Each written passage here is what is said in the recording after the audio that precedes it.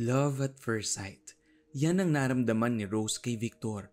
Sa unang beses na umibig ay ibinigay ni Rose ang kanyang buong sarili. Ito, first guy na na-meet ko, parang kumakalabog na yung puso ko. There's something na. Sa kanilang pagkikita, naging mapusok sina Rose at Victor. Iyak ako ng iyak kasi nga yung iningatan ko virginity, hindi pa ako nakaranas ng ligaw, ng boyfriend. And then parang doon ako nagkaroon ng struggle na it was a disgraceful part of my life kasi na-depress po ako hanggang sa parang naloka. Wala ako sa sarili ko kasi iyak ako ng iyak. Paano na, baka mabuntis ako, ano sasabihin ng tao sa akin. Ang solusyon ay hanapin si Victor Bakay at pananagutan niya yung nangyari sa amin. Ipinakasal si Rose at Victor sa pag-aakalang ito ang solusyon sa pinagdaraanan ni Rose. Ngunit tila mas lumala pa ang sitwasyon. Naging abala sa trabaho si Rose habang si Victor naman ay naghahanda sa pagpasok sa Philippine Navy. Nawalan sila ng oras sa isa't isa. And then doon na lumabas po yung pagiging violente niya. Pumapasok pa ako noon sa Diliman Preparatory School na meron sakal, may mga pasa ang mukha. Nang minsang ma-ospital si Victor habang nakadestino sa Palawan, surpresang binisita ni Rose ang asawa. Naku po, nadatnan ko may ibang babaeng nag-aasikaso sa kanya doon sa ospital. Hindi ako nagwala, kundi tinapik ko lang, "Uy, kamusta ka? Kagagaling ka lang, nagbakasyon sa akin. Ito nang nangyari na confine ka. At sino tong babae? Buti naman may nag-aalaga sa'yo. Nice meeting you." Nakipag-ganon ako, pero kalabog yung puso ko, sobra. Humingi ng tawad si Victor kay Rose. Pinangako niyang magbago na siya, na hindi na niya ako sasaktan, na maging good husband na siya. Di rin nagtagal ay nabali ang mga pangakong iyon ni Victor. Doon ako nakaranas ng matinding physical violence, na isang suntok niya lang dito. So talagang totally pumaloob to at nagkaroon ng multifracture. Nasaksihan yun ng tatay ko. At nanghina din yung tatay ko. Iniwan ni Victor si Rose sa ganoong kalagayan. Si Rose naman ay labis ang pag-aalala sa ama na sobrang naapektuhan dahil sa pangyayari.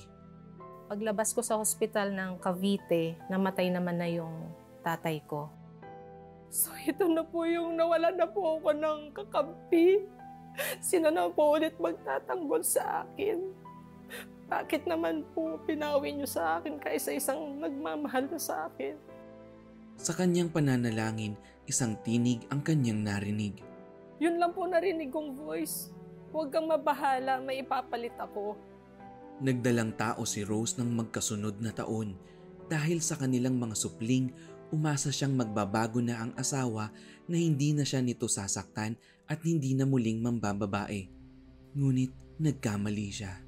Nag-file po ako ng case against Victor Bakay ng violence against women and the children at dahil sa pakikiapid niya.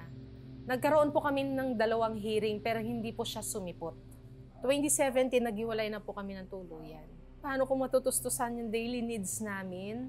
Lagi akong kumakapit sa Panginoon ng wisdom and strength kung paano po maitawid ang buhay namin mag-iina. Bagaman malaki ang kasalanan ng asawa, patuloy pa rin na ipinapanalangin ni Rose ang kanyang pamilya. Una, baguhin niya si Victor Bakay.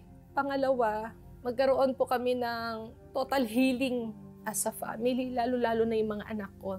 Nang dumating ang pandemya, isang dagok ang kinaharap ni Rose nang magkasakit ang pangalawang anak. 4 days on and off ang lagnat. Nung gabi na yon na hindi na siya makahinga, talagang doon na po ako nanalangin sa Panginoon. Lord, ang dami ko nang naranasan. Ito po, ibabargain ko na po sa inyo. Huwag niyo pong kunin ang buhay ng anak ko.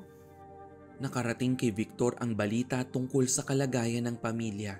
Nagdesisyon siyang bumalik sa kanilang tahanan. Nag-heart-to-heart talk kami na willing siyang talikuran yung mga nakaraan at iwanan na yung mga karelasyon at muli niya pong buuin ang pamilya. Nagkaroon kami ng counseling session. Feeling ko po kasi dominante ako, magaling ako, matalino ako, marami ako nagagawa. Pangako ko sa sarili ko, magbigay na ako ng quality time sa kanya. Kaya mula noon, sinabi niya rin sa akin, Mami, humingi din siya ng tawad. Humingi siya ng tawad sa mga anak ko. Nung nagkabalikan kami, unti-unting pinaghilom niya yung basag na pamilya namin. We are as one family serving God. Kaya dahil new rose na ako, perfect time na eksakto binago siya ng Panginoon. Kaya at peace na po kami ngayon bilang pamilya.